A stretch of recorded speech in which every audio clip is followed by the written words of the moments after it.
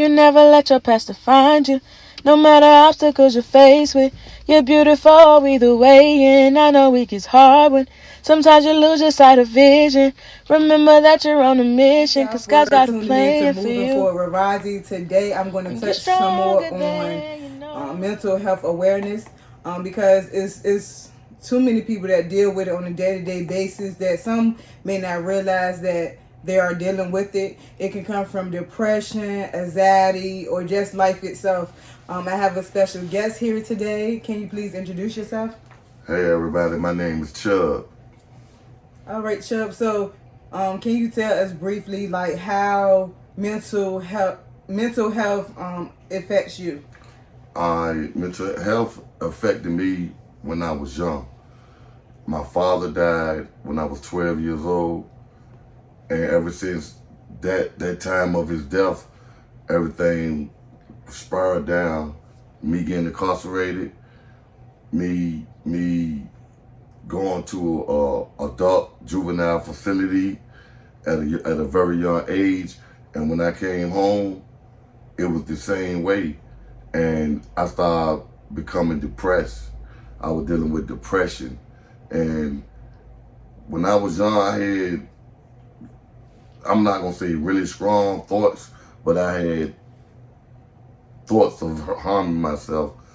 But then I just told myself that it can get better, but it never got better. So that's how mental illness affected me at an early age.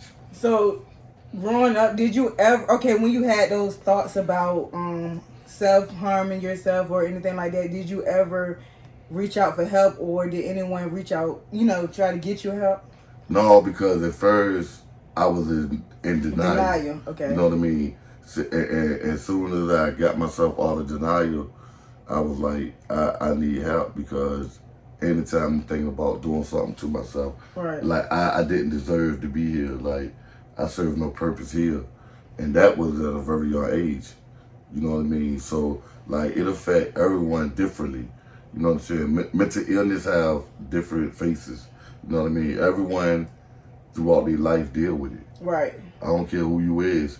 And a lot of people that ain't dealing with it at that time, dealing with a person that they come across a person with mental illness, they don't know how to handle it. You're right. As I stated, it can just be life itself that brings you down and make you feel that way. So I advise anyone that's going through it to first number one is just to accept the fact that something is going on and just reach out for help. It's okay to reach out for help and talk to someone when you're going through it. Mm-hmm. So what other traumatic situations that you had in your life and this past year have been like one of the worst years of my life, you know what I mean? And I say that to say this. No, I'm not going to say it. Let me rewind a little bit. All right, in 2004, I lost my brother. Rest in peace, Tay. Street violence, you know what I mean? The street took my brother's life. And when you lose, that's my younger brother. He died at 17. Okay, I don't want to cut you off, but let me ask you this question. When losing someone through street violence, how does that mess with your mental? Can you let someone that's going through it know? Because a person that like grew up in the streets, your first thought is retaliation. Right. You know what I mean? Because you like, no, y'all want to take my brother's life. You know what I mean? We're gonna return the favor. You know what I mean? We're gonna get some revenge. But like I didn't get no revenge, but it hurt because like don't nobody want to die and their body left in the street. Right. You know what I mean? So and I seen them there. So that was traumatizing. That would mess with your head itself. Yes. Just seeing that vision. Yeah. So like it took a long time for me to get over his death. You know what I mean? and I'm still not over it. You know what I mean? Right. I can cope with it, but I'll never be over it. You know what I mean? Because that's what, like, my younger brother.